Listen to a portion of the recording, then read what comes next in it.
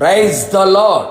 సర్వోన్నతుడు సర్వకృపానిధియగు యేసుక్రీస్తు నామములో మీ అందరికీ కృపయు సమాధానము విస్తరించునుగాక. ఈ దినపు యేసయ్య జీవపు మాట. కొరింథీయులకు రాసిన మొదటి పత్రిక 6వ అధ్యాయం 20వ వాక్య భాగము. మీ దేహముతో దేవుని మహిమపరచుడి.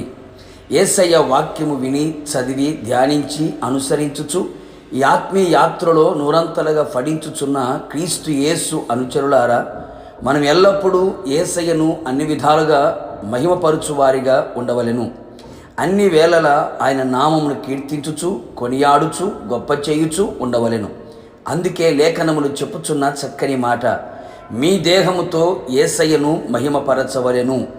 అవునా దేవుని ప్రియులారా, ఈ దేహము దేవుని వలన మనకు అనుగ్రహింపబడి ఉన్నది. మనలో ఉన్న పరిశుద్ధాత్మకు ఆలయమై ఉన్నది. మనము మన సొత్తు కాదు.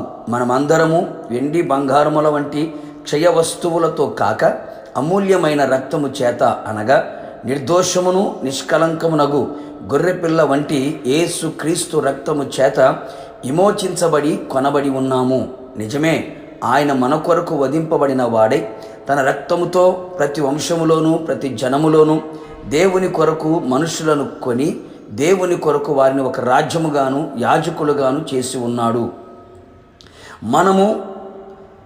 మన దేహము కొనబడిన వారము, విలువైన వారం గనుక ఈ దేహము అమూల్యమైన వాడు అయిన యేసయ్యను మాత్రమే మహిమపరచవలెను. కాబట్టి మన దేహము దురాశలకు లోబడకుండునట్లు, ఈ దేహమందు పాపము ఏలుబడి చేయకుండునట్లు జాగ్రత్త పడెదము. మన దేహముతో ప్రతి అవయవము దుర్నీతి ఆయుధములుగా పాపమునకు అప్పగింపకుడి. మన దేహము దేవునికి అప్పగించి మన అవయవములను నీతికి ఆయుధములుగా ఉండునట్లు దేవునికి అప్పగించి మహిమపరచెదము. భక్తుడైన దానియేలు వలె దేహమును అపవిత్రపరచకూడదని ఉద్దేశించి తన దేహముతో దేవుని మహిమపరిచినట్లుగా మనము కూడా అట్టి వారమై మరింత దైవ భయముతో బ్రతికెదము. ఎప్పుడునూ క్రీస్తు రక్తము చేతను దేవుని వాక్యముతోనూ ఉదక స్నానము చేయబడిన వారుగాను ఆత్మచేత కడగబడుచు పరిశుద్ధపరచబడుచు ఈ దేహముతో పరిశుద్ధముగా ఆయనను మహిమపరచెదము. అనేకులు తమ దేహమును లోకమునకు అమ్మివేయబడిన వారిగా కనబడుచున్నారు. లోకములో ఉన్న నేత్రాశ, శరీరాశ, జీవపు డంబం వారిని ఏలుబడి చేయుచున్నది. లోక మర్యాదతో, లోక కార్యములతో, లోకపు ప్రేమతో, లోకపు పాపముతో బందీగా మార్చబడి ఉన్నారు. మనము కొనబడిన వారమే కానీ లోకమునకు అమ్మబడిన వారము కాము అని గుర్తించదము.